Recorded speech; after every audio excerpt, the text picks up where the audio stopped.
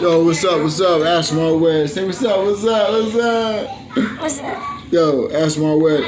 I was just on my phone a little earlier, man. I had to just make a real quick video.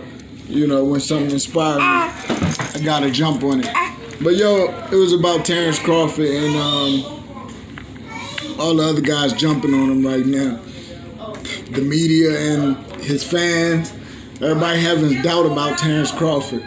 I remember the first time I heard about Terence Crawford, or I actually saw him fight. And I think it was Yuri Boy Compass or whatever. And, you know, I don't judge fighters on how good they beat somebody or who they beat all the time. I judge fighters on how they dominate their style and how they're more innovative. Well, I can't say enough about Terence Crawford and his ability. He created his own style. And if he continued to keep fighting like he's fighting, he's going to create his own legacy, just like all the other superstars. Roy Jones, Mike Tyson, you know, Floyd Mayweather.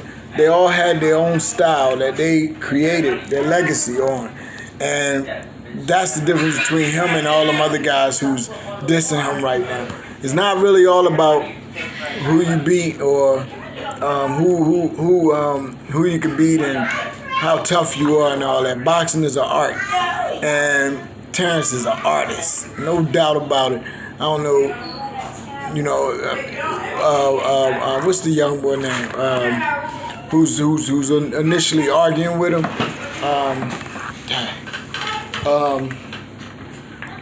The brothers.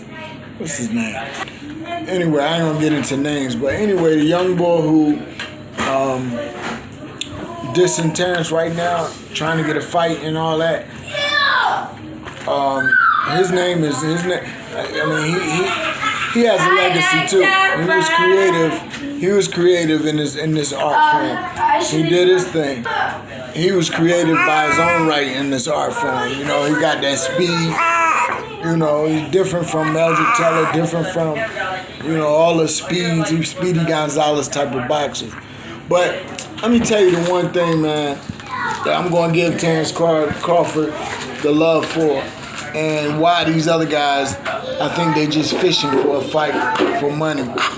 The difference is Terence Crawford is not an amateur. You know, I'm thinking about Nazeem Richardson. I was doing a video on him a little earlier.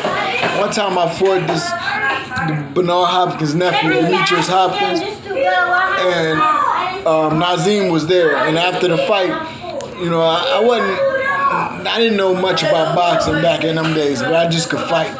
And, you know, that's not enough to win competitions like that.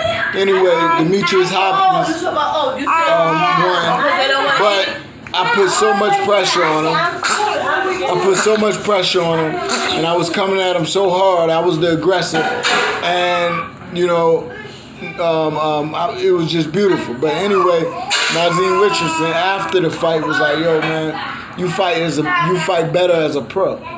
You know, you should think about that." He said you fight better. You fight like a pro. You know, I didn't understand that then, but now I understand it. So that's what I'm gonna say about Terence Crawford.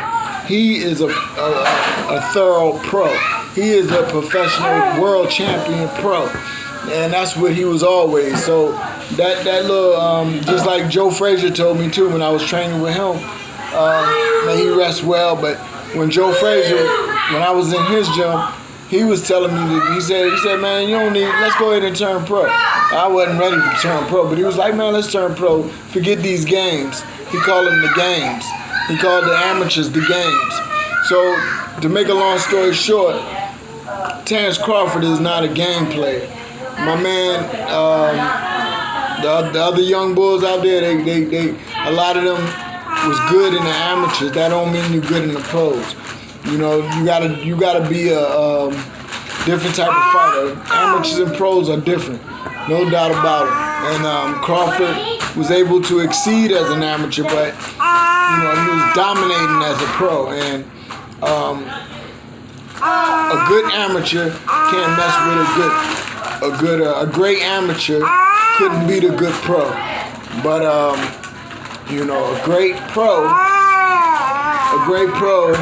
would upset an amateur. An alright pro would upset a great amateur.